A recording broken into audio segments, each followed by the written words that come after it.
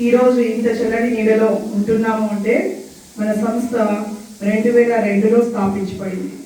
ఆ సంస్థకు స్ఫూర్తిదాయకమే మన మురుగేశన్ పిచ్చిముత్తు గారు. మన ఫౌండర్ గారు ఎంపీ ఆనందన్ గారి తండ్రి గారు కీర్తిశేషులు మురుగేశన్ పిచ్చిముత్తు గారు 1927 అక్టోబర్ 27న జన్మించారు.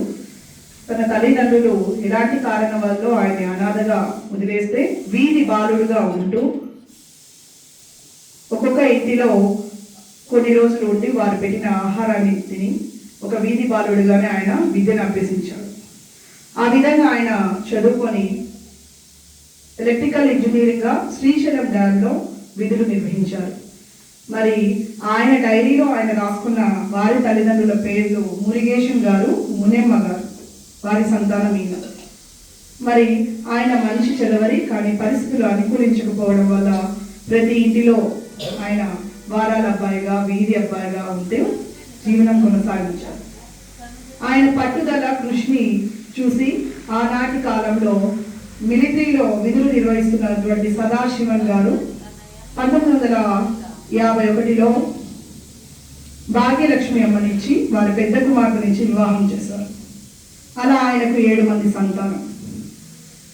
శ్రీశైలం డ్యాంలో ఆయన విధులు మెచ్చి ఆనాటి కాలంలోనే ఇప్పటికీ కూడా మనం శ్రీశైలం డ్యామ్ వెళ్ళి చూస్తే ఒక శిలా పథకం మురుగేశన్ పిచ్చిముత్తు గారికి ఉన్నది.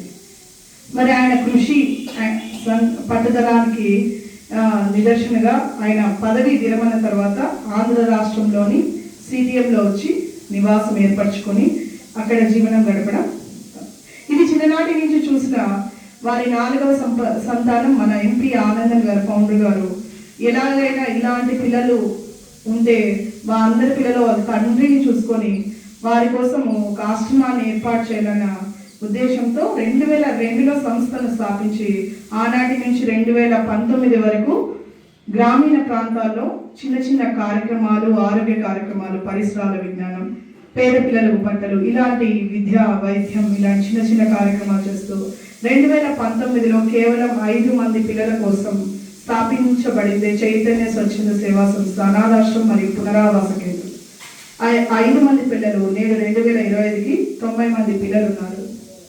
ఇక్కడ నుంచి దాదాపు 460 మంది పిల్లలు బయటికి వెళ్ళి వారి జీవనాన్ని సంతోషంగా గడుపుతున్నారు. ఒంటరి స్త్రీలు, ఒంటరి తల్లిదండ్రులు ఉంటే వాళ్ళకు కూడా మంచి వాళ్ళు చేదోడు వాదడుగా ఉండడమే కాకుండా ఒక మంచి భారత పౌరులుగా నివసిస్తున్నారు.